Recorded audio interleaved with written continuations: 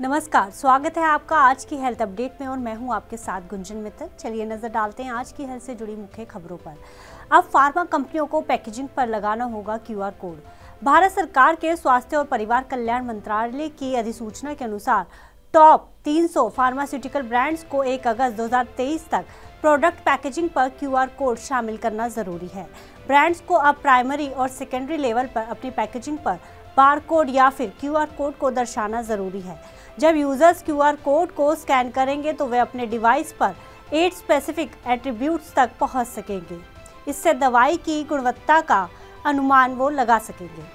दूसरे बच्चे के इलाज के लिए मां अपने नवजात बेटे को बेचने पर हुई मजबूर।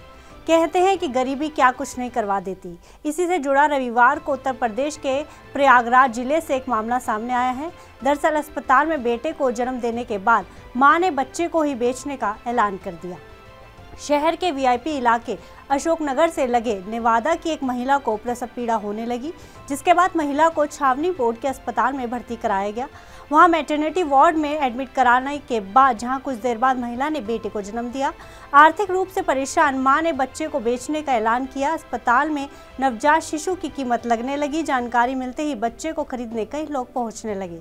3 बच्चों की इस मां का कहना था कि उसका दूसरा बेटा विकलांग है। वो चौका बर्तन कर किसी तरह परिवार का गुजारा करती है। उसके पति कारपेंटर हैं, लेकिन मजदूरी से इतनी रकम नहीं मिल पाती जिससे कि वो अपने बच्चे का इलाज करा सके। ऐसे में बच्चे के उपचार के लिए वो नवजात को बेचना चाहती है, लेकिन अंत में अस्पताल के डॉक्टर्स और पैरामेडिकल स्टाफ ने मां को समझा बुझाकर बेटे को ना बेचने के लिए राजी कर लिया। शिशु के पालन पोषण के लिए हॉस्पिटल वर्कर्स ने प्रति माह 2000 रुपए देने का भी वादा किया है। हादसे में घायल हुए युवक की मौत के बाद परिजनों ने अस्पताल में जमकर किया हंगामा। बिलासपुर के स्वास्थ्य अस्पताल में सड़क हादसे में घायल हुए युवक की मौत के बाद जमकर हंगामा हुआ। परिजनों का आरोप है कि इलाज में लापरवाही बरतने की वजह से युवक की मौत हुई है और इस बात पर परिजनों ने वहां पर हंगामा मचा दिया। परिजनों का आरोप है कि अस्पताल प्रबंधन ने पहले उनसे पैसे जमा करने के लिए कहा। उन्होंने इलाज करने की गुहार लगाई, लेकिन उनकी एक नहीं सुनी गई। इसके कुछ ही देर में डॉक्टरों ने युवक को मृत घोषित कर दिया। इसके बाद परिजनों ने इलाज में लापरवाही और देरी का आरोप लगाते हुए हंगामा शुरू कर दिया।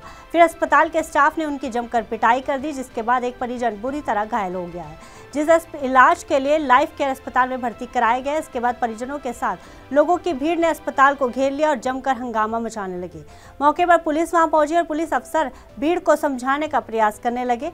परिजन अब एफआईआर और मुआवजे की मांग पर अड़ गए हैं। अस्पताल प्रबंधन ने सफाई देते हुए कहा है कि अस्पताल प्रबंधन ने क्रिटिकल केस लेने से मना कर दिया था। परिजनों से पैसे की मांग नहीं की गई थी। घायल युवक की हालत पहले से ही गंभीर थी और इलाज शुरू होने से पहले ही उसकी मौत हो गई थी। उनका आरोप है कि अस्पताल के कर्मचारियों से परिजनों ने मारपीट की है।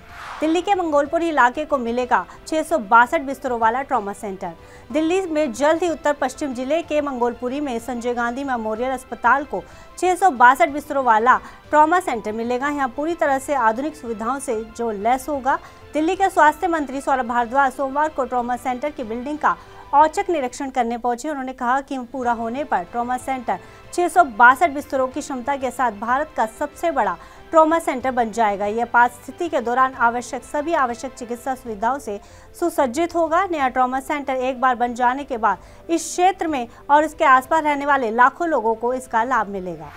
डॉक्टर मनसुख मंडाविया ने लोकसभा में राष्ट्रीय नर्सिंग और मिडवाइफरी आयोग विधेयक 2023 पेश किया। Union health and family welfare minister Mansukh Mandaviya ने लोकसभा में national nursing and midwifery commission bill 2023 और the national dental commission bill 2023 को पेश किया। नेशनल डेंटल कमीशन बिल में डेंटिस्ट एक्ट 1948 को निरस्त करने का प्रावधान है। इस विधेयक में देश में डेंटल एजुकेशन के लिए नेशनल डेंटल कमीशन स्थापित करने का भी प्रस्ताव है। इसका उद्देश्य डेंटल एजुकेशन को किफायती बनाना है। साथ ही national nursing and midwifery commission bill 2023 का उद्देश्य भारतीय नर्सिंग परिषद अधिनियम 1947 को निरस्त करना और national nursing and midwifery commission की स्थापना करना है। प्रसव में मददगार दाई के काम को मिडवाइफरी कहा जाता है। राष्ट्रपति ने 150 से अधिक बार रक्तदान करने वाले डॉक्टर को सम्मानित किया। तेलंगाना के एक डॉक्टर अंबाती नटराज, जिन्होंने 154 बार ब्लड डोनेट किया है और ब्लड डोनेशन कैंप्स का आयोजन किया है, जिसके माध्यम से तत्कालीन महबूब नगर जिले में 1 लाख 91,000 यूनिट ब्लड को एकत्र किया गया है। राष्ट्रपति द्रौपदी मुर्मू ने स्वर्ण पदक से इन्हें सम्मानित किया है। राष्ट्रपति भवन के सांस्कृतिक केंद्र में आयोजित समारोह में डॉक्टर नटराज को उनकी 32 वर्षों की सेवा के लिए स्वर्ण पदक से सम्मानित किया गया है। 1984 से 2023 के बीच 154 बार वो ब्लड डोनेट कर चुके हैं। डॉक्टर नटराज ने 6 बार प्लाज्मा और प्लेटलेट्स भी दान किए हैं। ऑनलाइन अस्पताल अपॉइंटमेंट के बहाने व्यक्ति से 1 लाख रुपए की ठगी, आरोपी गिरफ्तार। अस्पताल में अपॉइंटमेंट के लिए रजिस्ट्रेशन फी भुगतान करने का अनुरोध करते हुए एक व्यक्ति को उसके मोबाइल नंबर पर एक लिंक भेजकर धोखाधड़ी करने के आरोप में 30 साल के एक व्यक्ति को गिरफ्तार किया गया है। पुलिस ने रविवार को बताया कि आरोपी की पहचान यूपी के गाजियाबाद के लोनी निवासी राज गुप्ता के रूप में हुई है। 8 जून को देवसागर सिंह से अज्ञात व्यक्तियों के खिलाफ करीब 1 लाख रुपए की शिकायत दर्ज कराई गई थी। उनका आरोप है कि अस्पताल में अपॉइंटमेंट लेने के लिए उन्होंने इंटरनेट पर नंबर मिला था। जब उन्होंने उस नंबर पर संपर्क किया तो दूसरी ओर मौजूद व्यक्ति ने उनसे रजिस्ट्रेशन फी के रूप में 10 रुपए देने को कहा। एक वरिष्ठ पुलिस अधिकारी ने कहा कि शिकायतकर्ता ने राशि का भुगतान किया। बाद में इस व्यक्ति ने उन्हें व्हाट्सएप पर एक लिंक भेजा और सिंह ने अपने अपॉइंटमेंट तय करने के लिए लिंक का पालन करने का अनुरोध किया। शिकायतकर्ता ने जब लिंक पर क्लिक किया तो उसके बाद उसके बैंक खाते से करीब 1 लाख रुपए डेबिट हो गए। जांच के दौरान ठगी की रकम गुप्ता के खाते में जमा मिली है। डीसीपी ने कहा है कि गुप्ता को पकड़ लिया गया है और उसे पुलिस हिरासत पे ले लिया गया है। आज हेल्थ अपडेट में बस इतना ही। आप देश दुनिया की तमाम खबरों के लिए देखते रहिए TV9 भारतवर्ष।